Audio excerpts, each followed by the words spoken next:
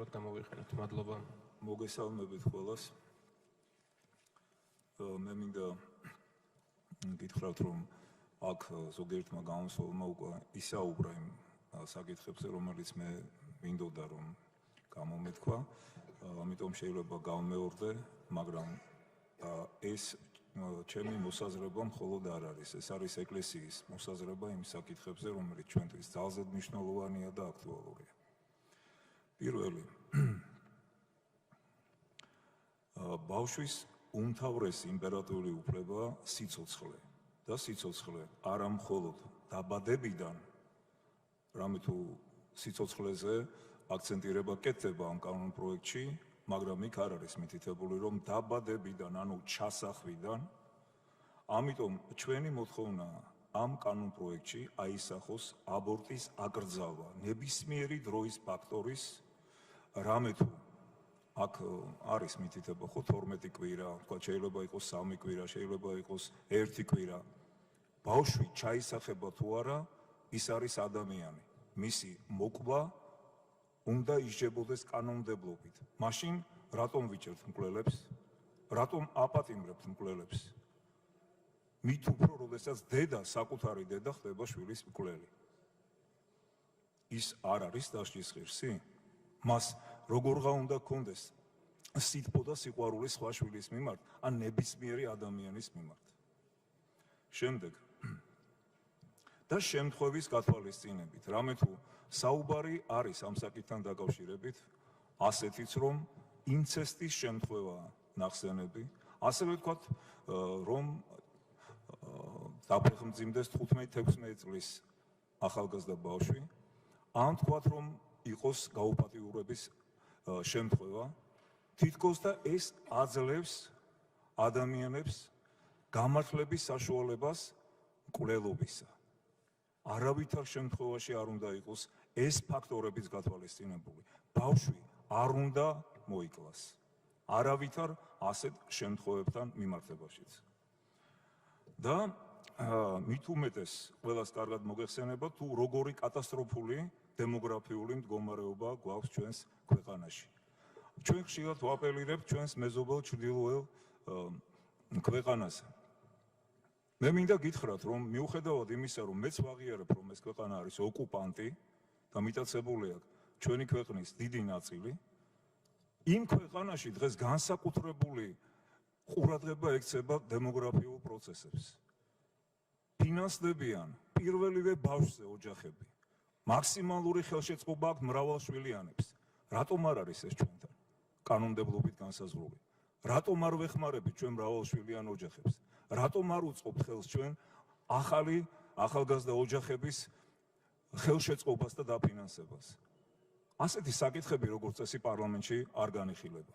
პირიქით, შეფუთვა იმისი, რომ მოხდეს დანაშაული, თუნდაც აბორტის სახით, თუნდაც მშობლებისა და შვილების განცალკევებით იმ კანონ პროექტებში, რომელიც აქ არის ასახული, თუნდაც ბავშვთა კოდექსში. რადგანაც ეს კანონ პროექტი მაქსიმალურად არის გადასამუშავებელი, თუ სულ არ გასაუქმებელი.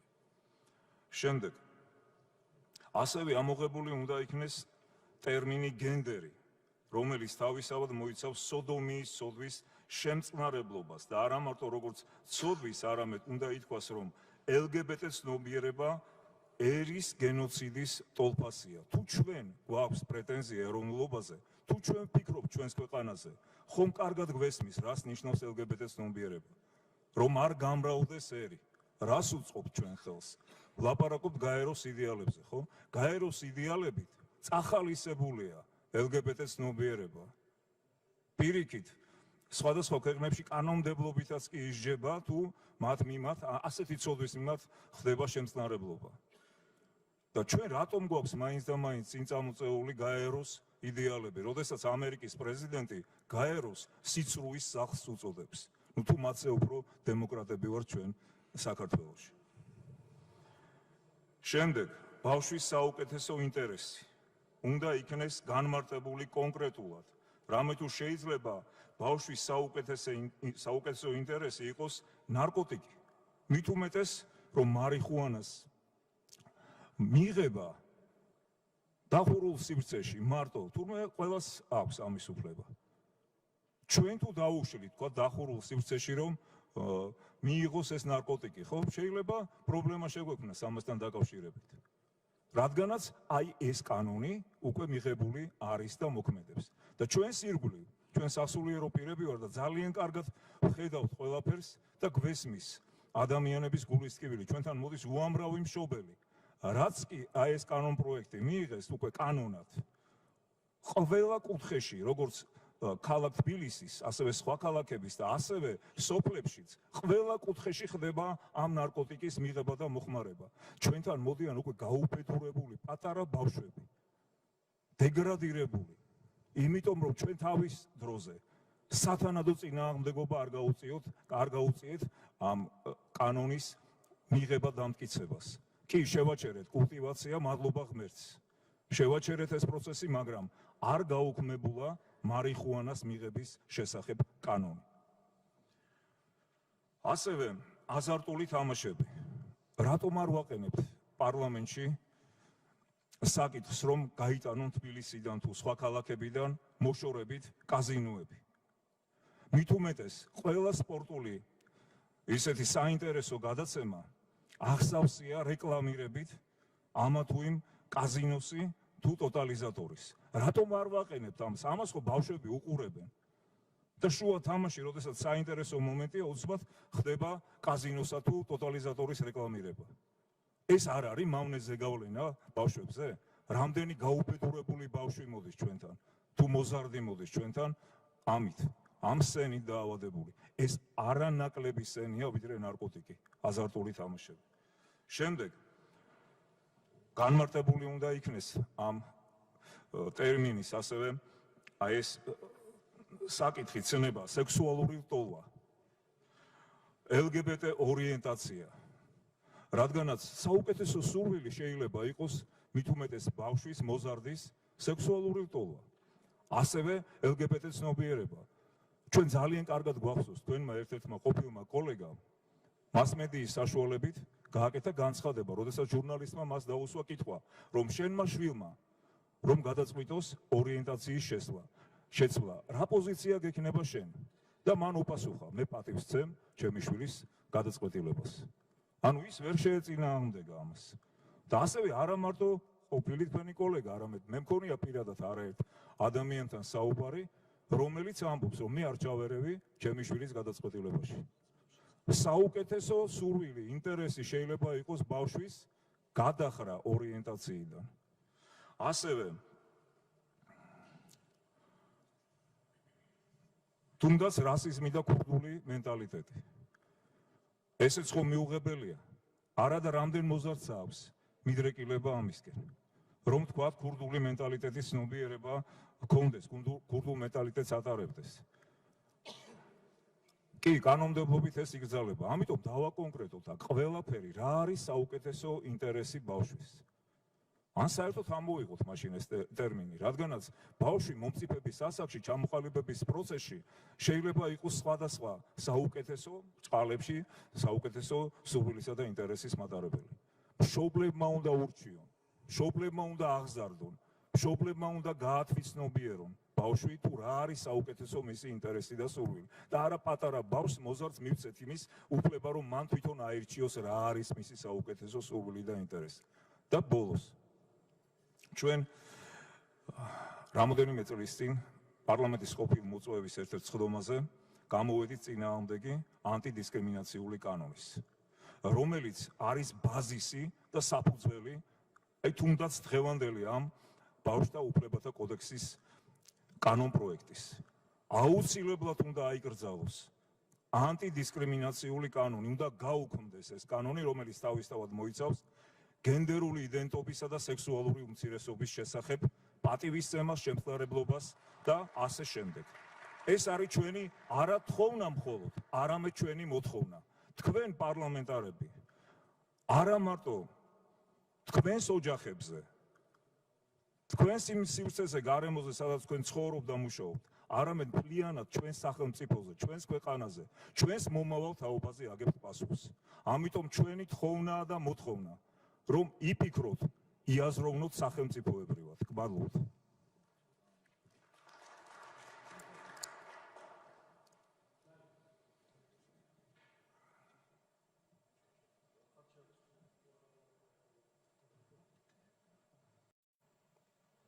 მოგესალმებით. პირველ რიგში დიდი მადლობა, რომ გვეძლევა ჩვენი პოზიციის გამოხატვის საშუალება. უპირველეს ყოვლისა ვიტყვით იმას, რომ ჩვენ რომ აქ ვაპელირებთ მხოლოდ ამ კანონ პროექტში არსებული ჩვენთვის საეჭვო მუხლებზე, ეს იმას არ ნიშნავს, რომ ამ კანონში არ არის ან არ იქნება პოზიტიური ის, რომ სოციალურ დაცვას, რაღაც ბავშვთა ძალადობას, ჩაგვრას, ფიზიკურ და ფსიქიკურ ჯანმრთელობას, ინტერნეტის მავნეზე გავლენას, ამას მოწესრიგება უნდა, აქ რა თქმა უნდა, ამ თემაზე ორი აზრი არ არსებობს. მაგრამ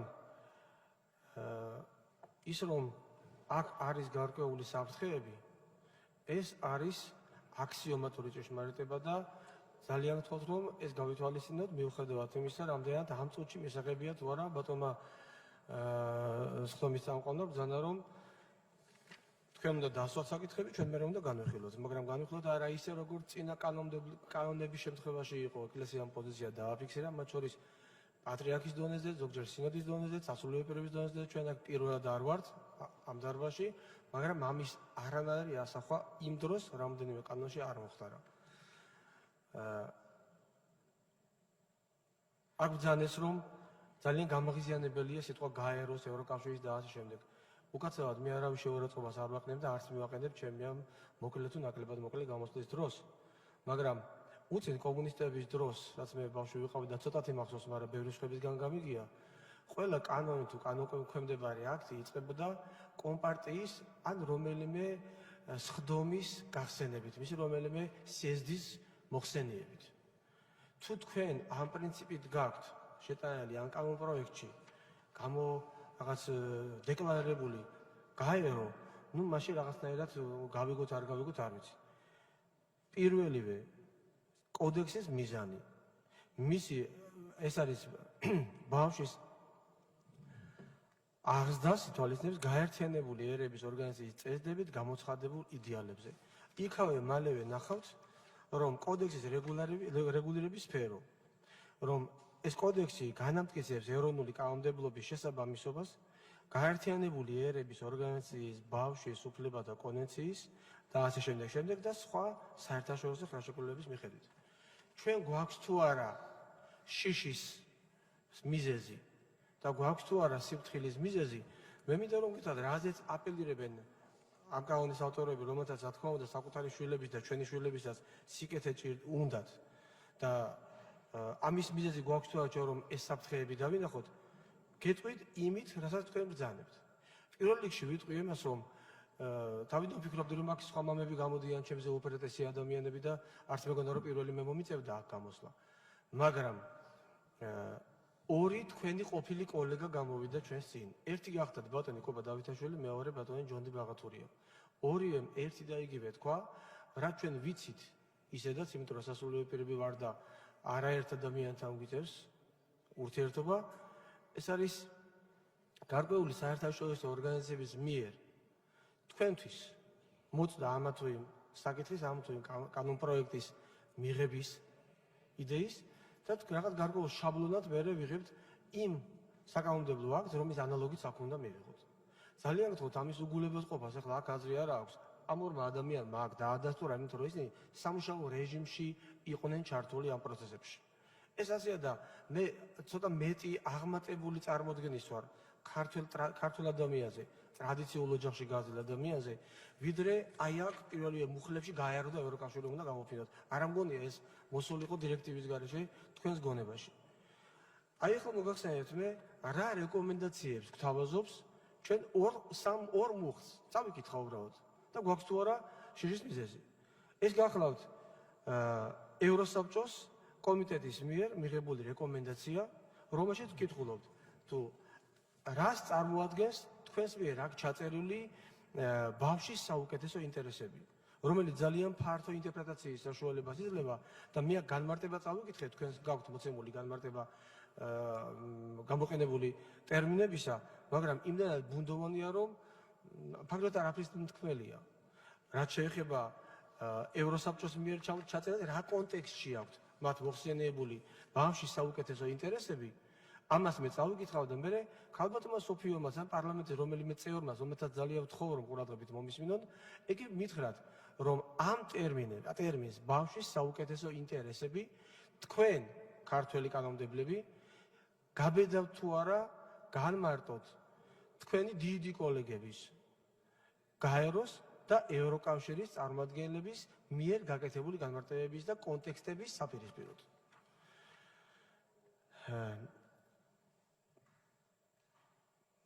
იმის გათვალისწინებით, რომ მშობლის უფლებასთან და მეურვებასთან დაკავშირებული გადაწყვეტილების მიღებისას ძირითადი ფაქტორი უნდა იყოს ბავშვის საუკეთესო ინტერესი, წევრმა სახელმწიფოებმა უნდა უზრუნველყონ, რომ გადაწყვეტილების მიღება მოხდეს სექსუალური ორიენტაციისა და გენდერული იდენტობის ნიშნით. აი ამ კონტექსტში განსახილველი საკითხებია, ტერმინია ეს, ისევე როგორც ცხოვრების ჯანსაღ წესში დარწმუნებული ვარ, ქალბატონი სოფიო მოიაზრებს ზნეობრივ ცხოვრების წესს და უცხოეთში ჩვენ გვაქვს ცნობა ინტერნეტზე ბატონებო და ნახავთ იქ უსაფრთხო სექსია საუბარი და აქედან გავამდენ სხვა საკითხებზე. აქ უნდა შეჯერდეთ თქვენ ერთ და იგივე სიტყვა წყობას იყენებთ თქვენ და უცხოელები, თქვენ აქ სხვანაირად გავგიმართავთ, ისინი სხვა რამეს გვიდირექტივებენ იქიდან, ვერ მივიღებთ ამას. გრძელდება იგივე, მე გეტყვით რა არის ეს? ეს არის საუბარია ევროსაბჭოს მინისტრთა კომიტეტის მიერ 2010 წლის 31 მარტს მიღებულ რეკომენდაციებზე. გრძელდება სახელმწიფომ არასრულწლოვან LGBT პირებს დააკვირდით. აქ წერია არასრულწლოვან LGBT პირებს, შვილებს და ბავშვებს კი არა. არასრულწლოვნები, მაგრამ LGBT პირებად არიან მოხსენებული. არასრულწლოვან LGBT პირებს შესთავაზოს ეფექტური დაცვა ოჯახური ძალადობისაგან. ეხლა რა არის ოჯახური ძალადობა? მათ შორის ფსიქოლოგიური ზეწოლისაგან ოჯახის წევრთა მხრიდან, რომლებიც აიძულებენ არასრულწლოვან LGBT პირებს გაიაროს სამედიცინო მკურნალობა ორიენტაციის შესასვლელად. ეხლა ჩვენ ენაზე ქართულად რო ვთქვათ, ეს უკაცრავად და მაღალფარდოვანი სიტყვების მიღება რა რეალობად დგას. საკუთარ შვილებს ჯვარიქწერია და თუ შენიშნეთ რაიმე საკუთარ იდენტობისგან, სქესისგან განსხვავებული საქციელი და თქვენ ის წაიყვანეთ, უნდა წაიყვანოთ ბუნებრივია ექიმთან, რომ დროულად აღმოხრათ. კატეგორიულად გეწინააღმდეგება თამაში ევროკავშირი და ევროსაბჭო. ისევე როგორც გაერო.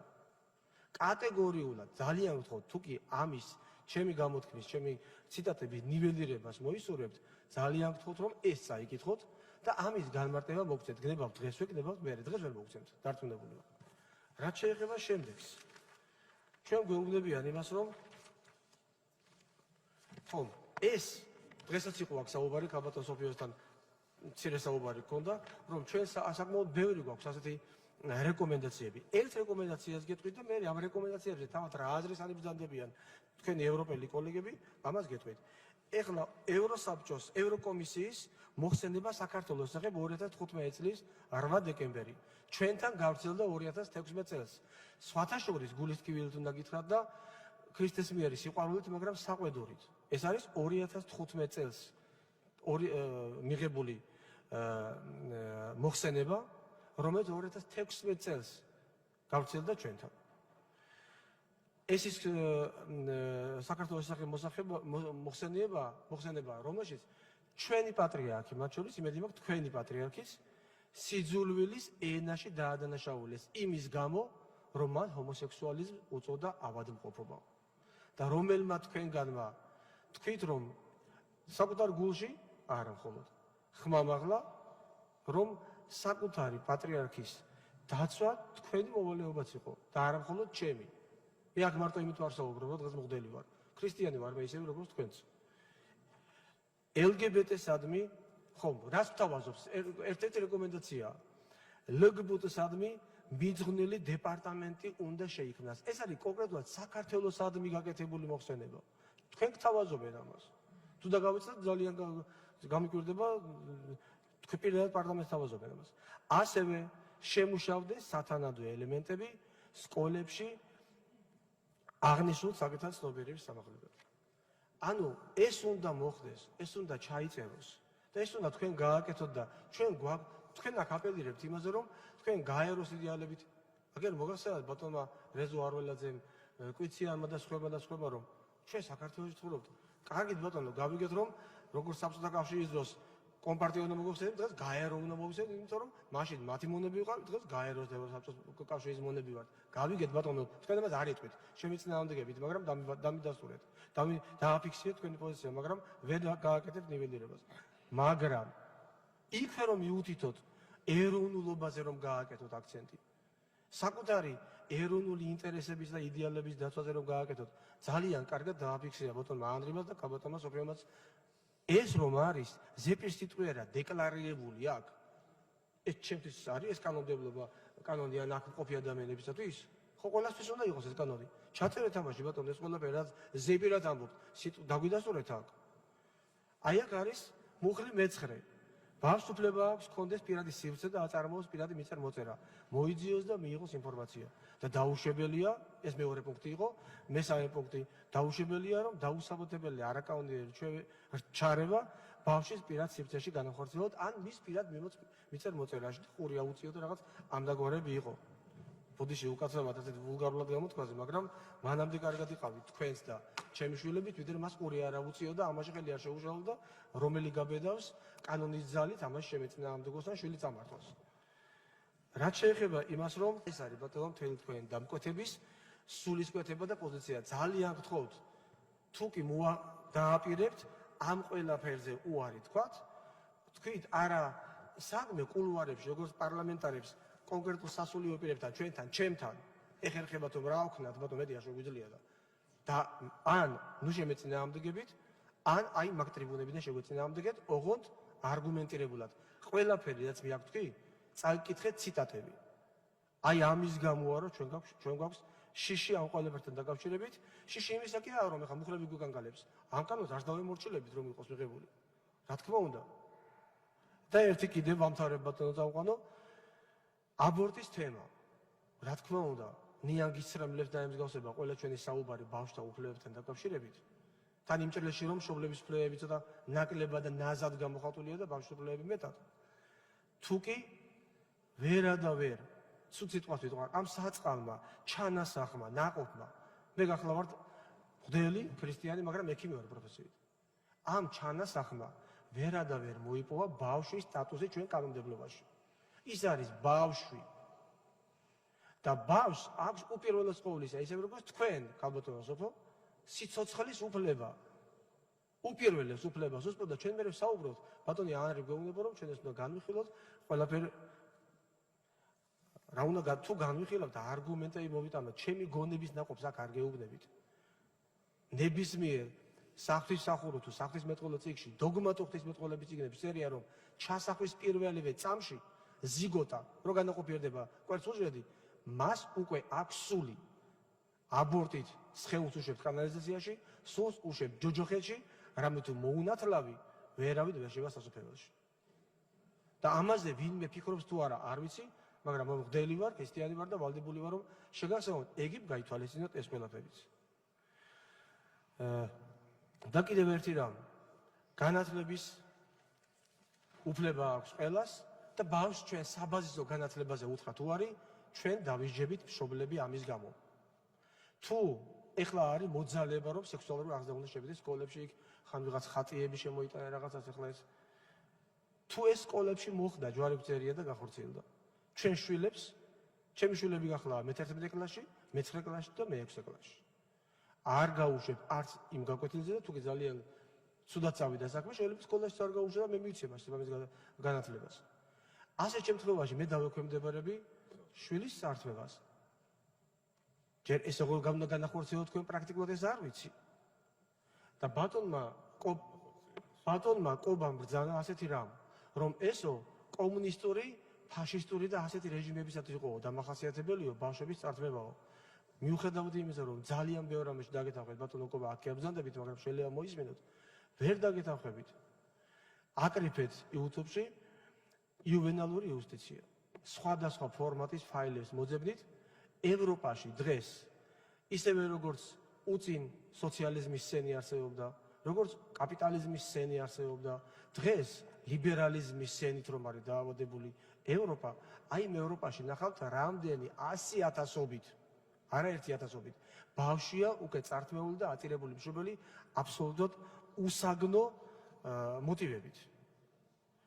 ძალიან დიდი მადლობა რომ ამისი გამოთქმის უფლება მომეცით და კიდევ ერთხელ გთხოვთ არსებობს საშიშროება აუცილებელია პრევენცია დღესვე და ეს გენდერის ყველა გვერდზე რომ ვალდებულად ჩათვალეთ თავი ბოდიში ვიხდი ქალბატონო სოფიო დიდი თქვენდავი მოგზაურობისა და პატივისცემის მიუხედავად თავი ვალდებულად ჩათვალეთ რომ კანონი დაგეწყოთ გაეროს მოხსენიებით და დაგემთავრებინათ გაეროთი და ვალდებულად ჩათვალეთ თქვენ და თქვენმა კოლეგებმა რომ ყველა გვერდზე გენდერი ახლა შემიძლია მუხლები გითხრათ გენდერი არის თქვენ ალბათ იცით სამის სქესი ორის სქესი ბოდიში ქალი და მამაკაცი გენდერს აქვს რამდენიმე ათეული სქესი და ამ გენდერს თუ წამდაუწო მიხსენიებთ ეგება განმარტება მაინც და თქვენეული მაგრამ ვიმეორებ თუ გაბედავთ რომელიმე პარლამენტარი რომ თქვენეული განმარტება იყოს იგივე ტერმინების ევროპისეული განმარტების საწინააღმდეგო ამ ბურთი და ამოედანი გაიხარეთ